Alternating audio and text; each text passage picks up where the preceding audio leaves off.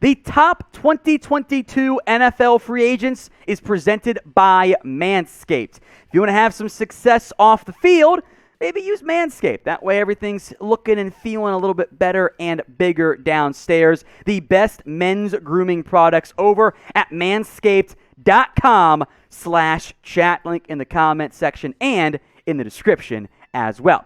From 25 to 1, and we will mention some players left off. I'm sorry. We begin with Rob Gronkowski. Now, I don't know how much he has left in the tank, but he continues to produce as one of the best tight ends in the NFL, and he certainly is a big-time name. I wonder if as long as Brady plays, Gronk will keep playing as well. Number 24, a big-time riser this year, a guy that I have liked for a long time. That is DJ Reed of the Seattle Seahawks. I thought the Niners shouldn't have cut him. Seattle proved them right. He has broken out and has become a very real and reliable starting corner. He was the best corner in Seattle last year. We'll figure out what his contract looks like, but there's value here in the end. Number 23, Darius Williams of the Los Angeles Rams. Everyone knows Jalen Ramsey. Williams, though, has played very, very well. Was an RFA last year. Now is a true unrestricted free agent. The Rams got to make some money work if they're going to find a way to keep him. Number 22, Michael Gallup. Now, he did fall down this particular list for me, and I feel really bad about having to do that to Michael Gallup because I think he is a very, very gifted NFL wide receiver. But he suffered that torn ACL in his team's in the game against the Cardinals for the Cowboys. That is a big loss, and that I think will impact his market. I'm not sure just how much. There still will be interest. We saw it happen to Kenny Golladay, for example. We'll have to wait and see there. Number 21, Casey Hayward. Kind of had to wait, sign a cheaper-ish deal for the Raiders. I think he's played great this season. If you want a corner, I think there are some guys out there who are going to intrigue various teams. Number 20, Jadeveon Clowney. Clowney has had himself truly a bit of a resurgent year. Now, unfortunately for Clowney, he still can't get to the 10-sack mark. But opposite Myles Garrett, he looked more like early career Clowney, less of Seahawks and bouncing around, not playing very well Titans Clowney. He was a much better player this year for the Browns. I think this is what you're going to get moving forward. He's going to be a good run defender, get pressure. He's never going to be an elite sack guy. I don't think. There's still interest in him because 9 sacks, that's very valuable even in a 17-game season. Now, what free agent do you want your team to go out and sign?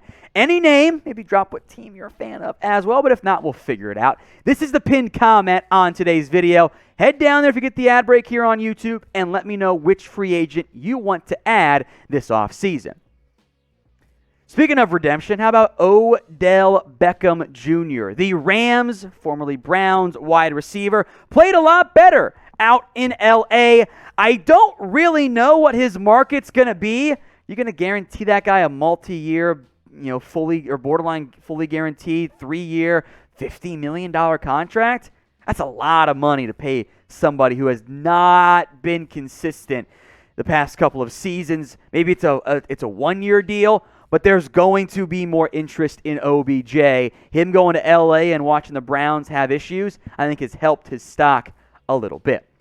So would you sign OBJ? Let's bring back our favorite weigh-in. OBJ for yes, you would. No BJ for no, you would not bring in Odell Beckham if you ran an NFL team. Same city, different team, same position. Mike Williams, the wide receiver of the Chargers, had himself his best year ever, and that is a very good thing as you are about to enter free agency. There are teams that need receiver help, and Williams, the former first-round pick, is going to get a bag this season. A bit of an under-the-radar, I think nationally, name, Carlton Davis of the Tampa Bay Buccaneers. Davis has been really good when healthy for the Bucs. Now, he's been a bit banged up this year. I think I heard his draft stock a wee bit. He's a free agent. I think this is a good name to keep an eye out for if you don't want to break the bank for one of the other corners we'll get to inside the top 10. Number 16, speaking of breakout years, Harold Landry of the Tennessee Titans. I liked him a lot coming out of Boston College. He was awesome this year for the Titans. 74 tackles, that indicates some good run support there. 12 sacks, 14 tackles for loss. There's a lot of gifted edges in this year's class. We're going to get to some more names here momentarily. But if you're putting up double-digit sacks, look what Trey Flowers got on the open market a few years ago. $17 million. He's not even that good. Landry, I am dead serious here. I think $20 million is in play for a lot of these young, talented edge rushers as the salary cap continues to go to the moon. Now, if you want to, can I say it? I'm going to say it. If you want to get it up a little bit better, use Manscaped, 20% off and free shipping. Use the Lawnmower 4.0. This is the top of the line men's grooming product out there. Going to reduce your cuts and going to help you get a little tug maybe later. The good tug, not the bad one. You know what I mean? 20% off and free shipping on the Lawnmower 4.0 and all of their men's grooming products when you go to manscaped.com/chat. Use promo code chat at checkout as well in case it wasn't automatically applied, but it's 20% off and free shipping.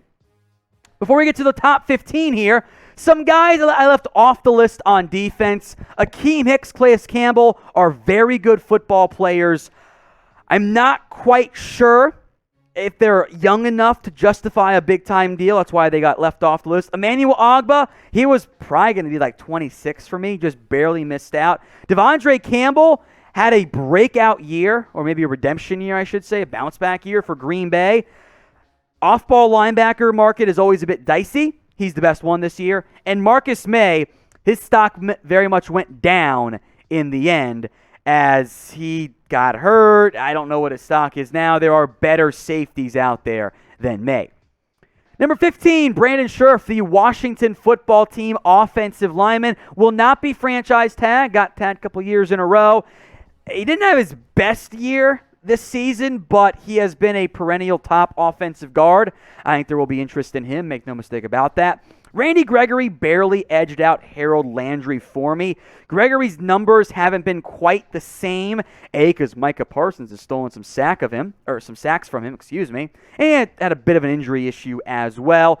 But the talent of Gregory finally emerged this year. Somebody, whether it's Dallas or a different team, is going to pay him. And don't sleep, by the way, on Hassan Reddick. He took a one-year deal with Carolina because people thought, well, maybe his production this past year or the year previously in Arizona was a bit of a fluke. Maybe that's not indicative of what he's going to be long-term. He did it again in Carolina. Even as that team got bad down the stretch, he still finished with 11 sacks and 12 tackles for loss. I like this year's edge rushing group. And there are two more names we still got to get to, but there's a lot of talent if you're trying to add somebody in free agency.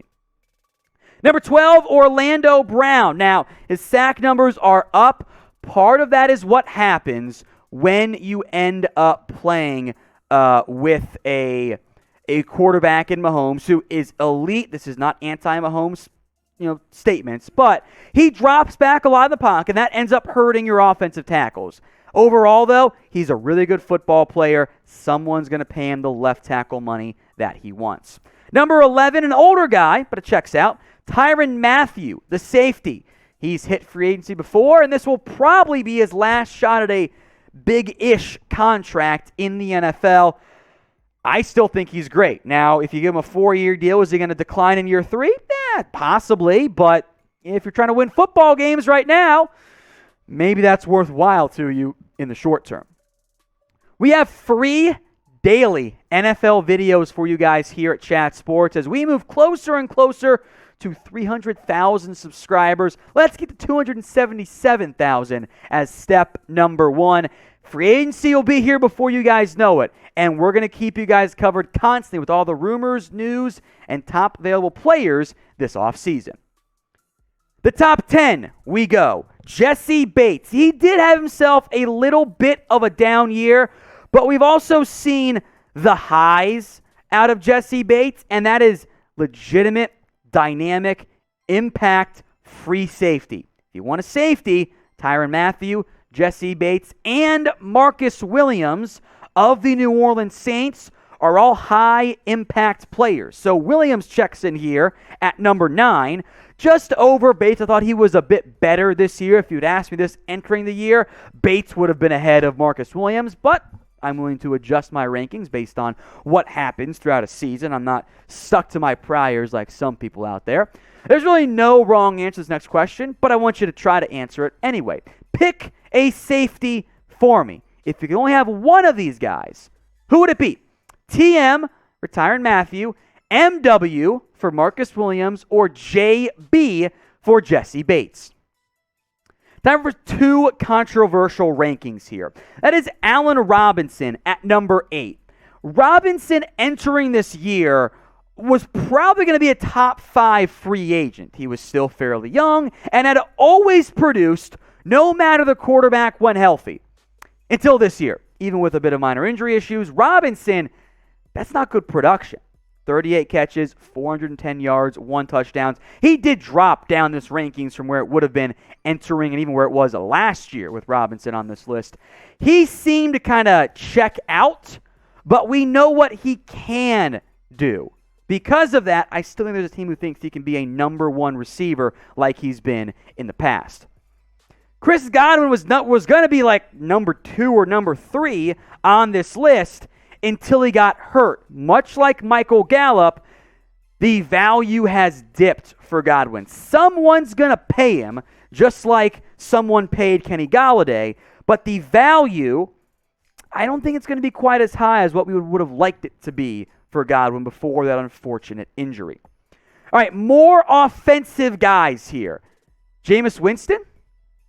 Do you want a quarterback? It's him or Teddy Bridgewater. Hey, you ain't signing one this year, folks. Not that you normally are, but still. Leonard Fournette has rehabbed his stock tremendously this year in Tampa.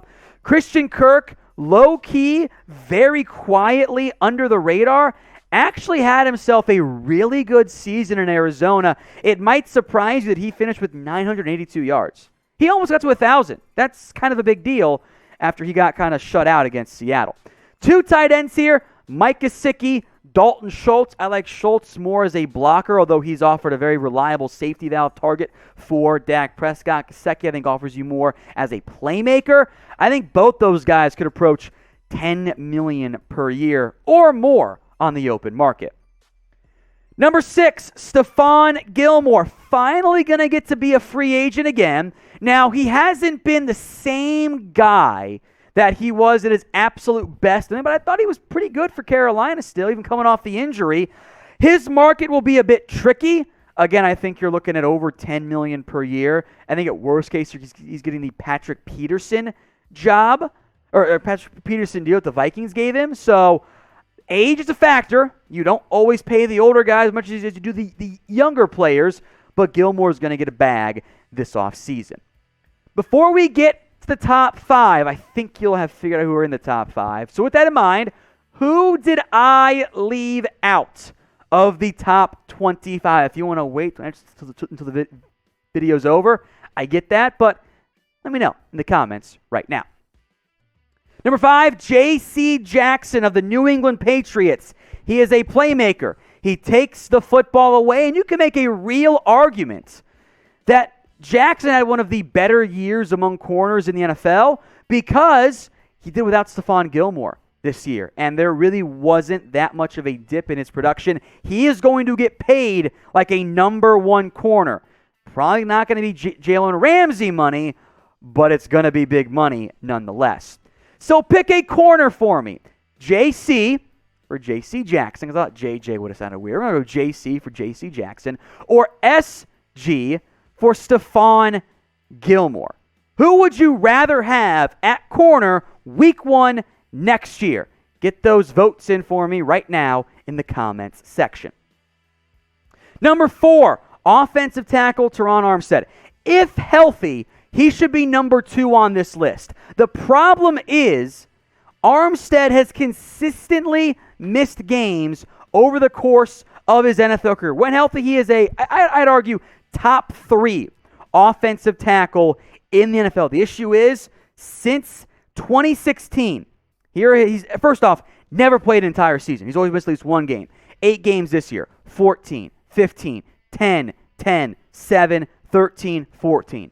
You cannot trust him to play every game. Now he's going to enter his age 31 season.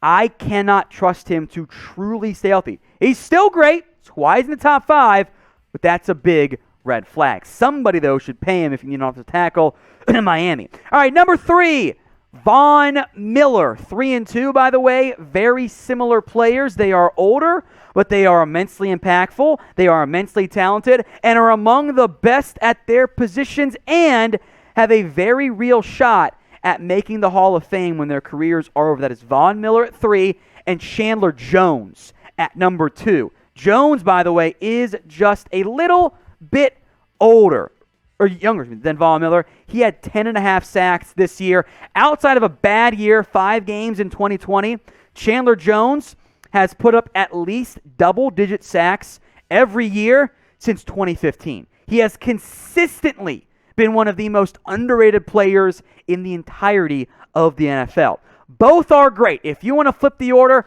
I'm not going to complain. So, get your votes in for me. Pick an edge rusher. VM for Von Miller or CJ for Chandler Jones. Sound off right now in the comments section.